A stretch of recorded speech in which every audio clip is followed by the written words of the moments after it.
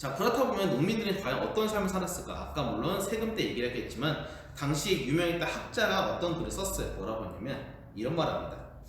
요즘 관리들은 나란 일에 대한 계획이 없고 오직 뇌물에만 눈이 어두워져 있다. 지방관은 그 뇌물을 바치기 위해 백성들에게 세금을 무겁게 매기고 있으니 어찌 나라가 망하지 않겠는가? 자, 목민심서라는 이 글의 표현을 보면 여러분은 누구인가 추측을 할 수 있습니다. 누구냐면 정종임금의 소울메이트였던 바로 정약용 선생님의 글이에요. 이 정약용 선생님이 뭐라고 하냐면 지방관은 맨날 뇌물을 바치고 세금을 무겁게 매기니 이러다 보니까 결국 백성들이 너무나 힘들어진다. 여기는 세 명의 삼트리오 있죠? 행복해하는 돈을 가지고 있는 사람들. 이러다 보니까 이제 세상이 썩어 문드러졌다는 표현을 쓰는 거예요. 첫 번째 했던 내용들은 벽서라고 합니다. 벽서. 벽서라는 것은 벽에 글씨, 벽에 쓰는 거예요. 게시판 같은 거. 자, 이런 식으로 벽서를 쓰는 경우가 많았고, 여기 오늘 주제에 나왔던 홍경래의 날인데 이 홍경래라는 인물을 잠깐 살펴보도록 하겠습니다. 좀 인상이 험악하게 생겼네요. 자, 홍경래라는 사람은 당시 가난했던 아마 집안 출생 양반이었던 걸로 알고 있습니다. 양반인데 약간 몰락한 양반. 그리고 이 사람은 과거에 실패하고 나서 풍수지리라든가 다양한 책들을 능통하게 공부했다고 하는데 이 사람이 반란을 일으켰던 이유가 무엇인가 한번 잠깐 살펴보면 다음과 같은 글이 있어요.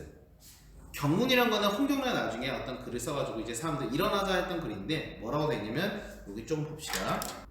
네, 조정에서는 서토, 평안도를 버림이 썩은 땅과 다름없다라고 되어 있는데 이 서토라는 뜻은 당시 서쪽 끝에 있는 땅, 평안도라는 지역을 뜻하는 말입니다.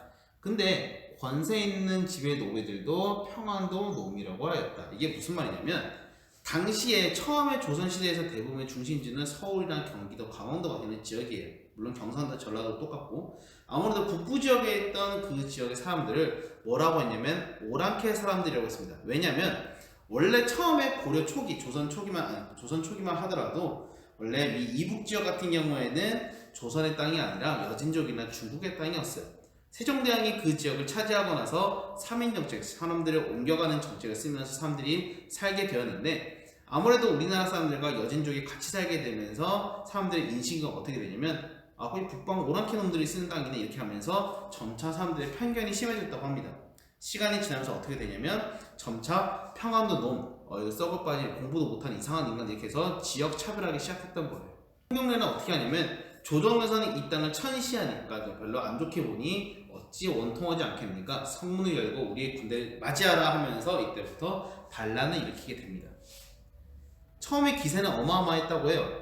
진짜 청천과 이루 상당히 위기적인 갑작스럽게 8개의 고을을 점령하면서 강력하게 이제 시작하게 되었지만 1년, 2년 정도 시간이 흐르고 나서 결과적으로는 무너지게 됩니다. 이 지도를 보시면 이 북부 지역에 있던 지역이 바로 홍경래의 난 지역이에요. 서북 지방에 대한 차별 대우. 소리가 이상하네. 당시에 있던 어떤 에피소드 하나만 얘기를 해볼게요. 여기 지도를 잠깐 그림을 보게 되면 당시 어느 지역에 있던 과거 시험에 대한 제목입니다. 주제가 뭐냐면 홍경래의 난 때 열심히 싸웠던 인물, 정가사냐 인물과 그리고 그냥 바로 항복했던 김익순에 대한 내용을 서술하시오. 논술 같은 문제죠. 이 내용을 주제로 해서 과거 시험을 치게 되었는데 어떠한 약간 멋있는 남자가 와가지고 그걸 훅 쓰고 나서 이제 그거를 제출했다고 합니다. 그 글을 읽어본 시험관이 너무나 놀라서 와 진짜 명필이고 명문이냐면서 박수를 치고 이제부터 그 사람을 딱딱딱 치면서 과거 장원입니다 하면서 축하를 해줬다고 해요. 그 당시 그 사람은 너무나 기분이 기뻤던 나머지 집에 뛰어가서 엄마 나 합격했어 하면서 좋아했는데 그래서 엄마가 물어봅니다. 그럼 주제가 뭐였니? 그 내용이 사실 그 김익순이라는 그 사람 있잖아. 걔가 반란해가지고 바로 항복하니까 나는 그 사람을 엄청나게 욕하는 디스하는 글을 썼어 라고 하는데 갑자기 어머님이 그릇을 떨어뜨리면서 충격에 빠지게 됩니다. 그 아들이 물어보죠. 엄마 왜 그래 갑자기? 그러니까 이제 그 어머니가 하는 말은 사실 내가 이때까지 집안의 비밀을 얘기한 적이 없었는데 그 사람은 너의 할아버지야 라고 얘기를 하게 된 겁니다. 상당히 충격에 빠진 그 사람은 누구였을까요? 여러분이 한 번쯤은 들어봤을 수 있는 사람인데 바로 이 사람, 항상 머리에 삿갓을 쓰고 다니는 이 사람 바로 김삿갓에 대한 이야기입니다. 이 사람은 그때부터 뭐라고 하냐면 나는 할아버지의 욕되게 했던 사람이었기 때문에 부끄러워서 하늘을 쳐다볼 수 없다 하면서 이때부터 항상 머리에 삿갓을 쓰면서 돌아다녔다고 합니다. 이 사람이 다양한 문학작품을 많이 만들어서 여러분이 중학교 아니면 고등학교 이후에 문학작품에서 많이 만날 수도 있을 거예요. 대표적으로 한번 작품 한번 볼게요. 그냥 가볍게 보는 건데, 예전에 이 사람이 어느 지역에 놀러 가가지고 돌아다니다가 너무 목이 말랐던 거예요. 그래서 어느 서당에 찾아갑니다. 서당에 가서 뭐라고 하냐면, 저 진짜 목이 마릅니다. 물 하나 주세요, 먹을 거 하니까 서당에 그 사람이 훈장이 뭐라고 하냐면, 난 너 같은 거지 새끼한테 줄 게 없어 하면서 꺼져 이렇게 하고 해버린 거예요. 그래서 김사까지 너무나 열이 받아서 뭐라고 하냐면 시 하나를 싹 써주고 갑니다. 그 훈장은 놀랐어요. 무슨 거짓말 나부랭이 같은 애가 시를 쓰네 하면서 읽어봤는데, 갑자기 그 시를 읽더니 엄청나게 화가 나면서 저놈 잡아라 뛰어갔지만 이미 김삿갓은 자리를 떠났다고 합니다. 자, 여러분은 한문을 상당히 잘할 거라고 생각이 드는데, 그래도 혹시나 해서 한번 풀이하는 글을 볼게요. 내용은 괜찮아요. 내일 일찍이 서당인 줄 알았지만 쭉 그 내용이 나와 있는데, 여러분이 좀 더 포인트를 둬야 될 부분이 여기에요. 저는 읽어보진 않을게요. 무슨 뜻인지 알 거예요. 자, 여러분이 집에서 심심하면 집에서 읽어보세요. 다만 부모님이나 옆에 친구 아무도 없을 때. 왜냐면 임술농민봉기, 아까 말했던 홍경래의 난이 좀 약간 어느 특정한 지역에서 터졌던 이야기라면, 임술농민봉기는 단순하게 어떠한 지역에서 일어나는 일이 아니라 거의 전국적으로 일어난다는 커다란 사건이 바로 임술농민봉기예요. 요 사진을 내가 왜 띄워놨냐면, 당시 이 임술농민봉기를 대표적으로 했던 영화 작품이 군도라는 영화 작품이에요. 나중에 여러분 심심하면 봐도 괜찮을 거예요.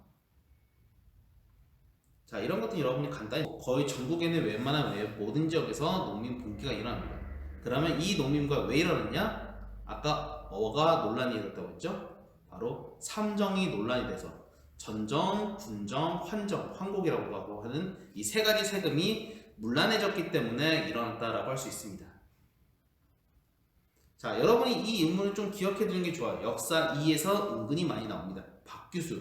누구냐면 박지원이라고 하는 예전에 실학가의 손자였던 사람인데, 이 사람이 이제 전국을 쓱 돌아다니면서 도대체 실제는 어떤 상황인가 한번 파악해 봤더니, 이 사람이 이제 보고서를 올려요. 뭐라고 하냐면, 임술농미의 봉기의 원인은 삼정의 폐단. 이 사람 아주 정확하게 꿰뚫어 본 거예요. 그래서 이 삼정이라는 게 심각하다는 걸 알았기 때문에 국가가 이걸 고쳐야 됩니다 라고 말을 한 거예요. 그래서 실제로 고치려 노력을 했어요. 뭐라고 하냐면 삼정이정청이라는 이 특수한 기구를 만듭니다. 삼정이정청의 특수한 기관을 만들어서 이제 삼정의 문란을 해결하겠다라고 했지만, 참 슬프게도 시간이 좀 지나니까 이제 백성들이 이제 더 이상 봉기 안 하니까 그만두자 하면서 갑작스럽게 70일밖에 안 됐지만 바로 이거를 철회시켜버려요. 삼정이정청이란 이 기관은 금방 사라지고 아무것도 아닌 것이 되었다라고 할 수 있습니다. 자, 여러분 마지막 부분이에요. 그래서 배경, 봉기, 정부의 대책까지 나와 있는데, 여러분 빨간색 글씨를 위주로 해서 가볍게 집에서 필기를 한번 해보세요. 자, 이렇게 하면 여러분이 제일 첫 번째 역사 1에서 나왔던 바로 삼정의 문란, 즉 세도 정치를 통해서 있는 삼정의 문란과 홍경래의 난, 그리고 임술농민 봉기까지 배우게 되었습니다. 이 내용을 통해서 여러분 느꼈던 건 무엇일까요? 아마 제 생각에는 여러분이 조선 후기가 참 힘들었구나 라고 생각할 수 있을 것 같아요. 많은 사람들이 괴롭고 힘들었던 이 시기를 과연 누가 어떤 식으로 극복하게 되는가를 역사 2 교과서에서 여러분은 배울 수 있을 겁니다. 오늘은 여기까지 하겠습니다. 수고하셨습니다.